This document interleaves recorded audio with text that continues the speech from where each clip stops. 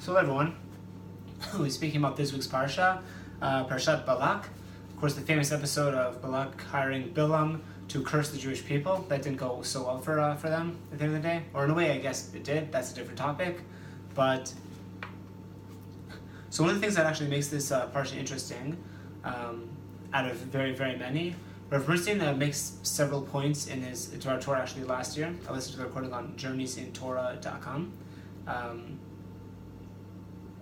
And he says that this parsha is actually unique in all of Chumash, because unlike pretty much every other parsha, the essential features are Bnei Israel or Moshe, and as they track our journeys along. This one actually focuses on Balak and Bilam. Of course, Bnei Israel are in it, but we're not, I guess, the main characters in it. There's actually a reference to this in, I believe, the end of the end of the first chapter, or the end of the first parak in Baba Basra. That's the third of the Bavas. Baba Batra means the last gate. So he actually, so that's just like a quick little introduction. That was interesting. And another point that he likes to bring out is actually based on the Al-Sheikh. So the first three psukim of this parsha, it would actually be really helpful if you could just quickly pause this video, just take a look at the three psukim, and just see what exactly we're going in, because we'll have to take a quick look at the words. When are the words done? When are they juxtaposed to each other? All that stuff makes a very big deal. All right, so let's launch right into it. Chapter 22, verse 2. Vayah Balak ben Tzipor et kol asher asa Yisrael la'emori. So Balak ben Zippor saw all that was done, all that Israel did to the Amorite. Okay? By the way, just a quick reference, last week's Parsha, we actually saw Israel conquer the Amori and Og Melech Bashan. We actually reference this every week, at least on Shabbat. Sichon Melech Amori and Og Melech Bashan. That was last week. We defeated them. We destroyed them. So Balak saw this. They saw the effect of this war. Okay.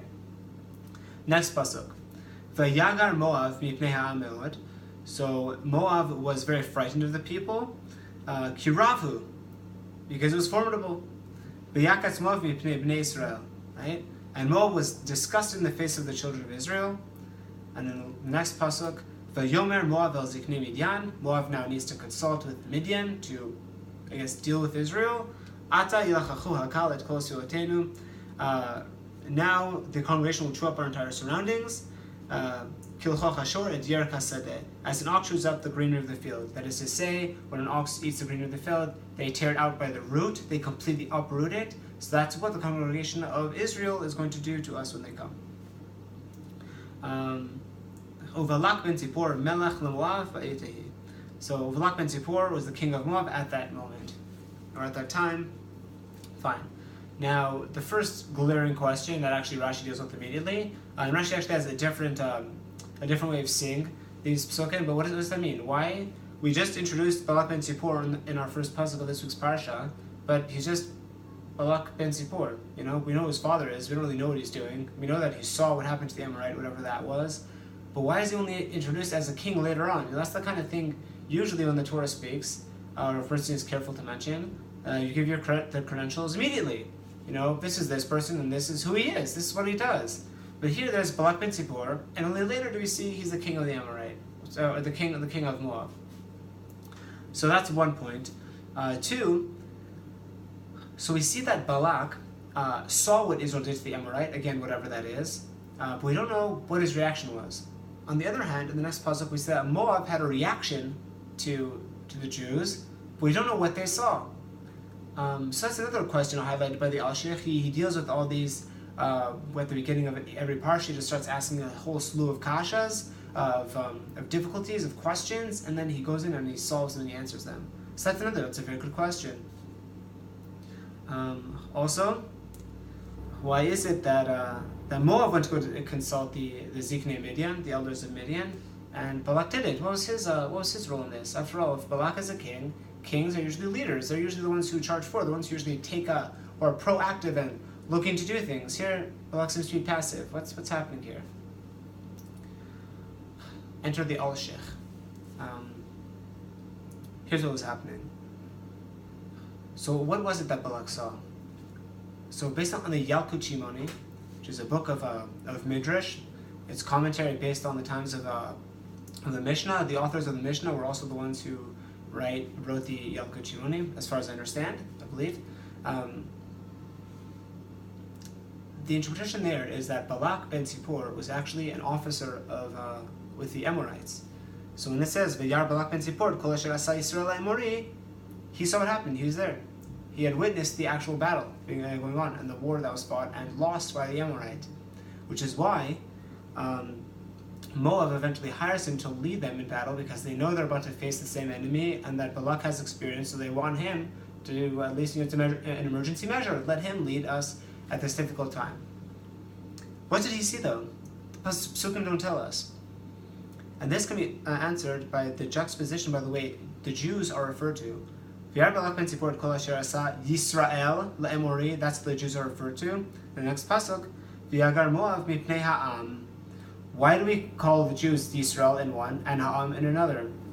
So there's actually a general rule that whenever Yisrael and ha'am are juxtaposed one to the other, then Yisrael tends to mean that this was like the more elevated, an elevated level of the Jews. They were seen as on a higher level, whereas Am is kind of just a more generic term, not necessarily a negative term. It could be a negative term, but it's just a nation, just normal people, fine.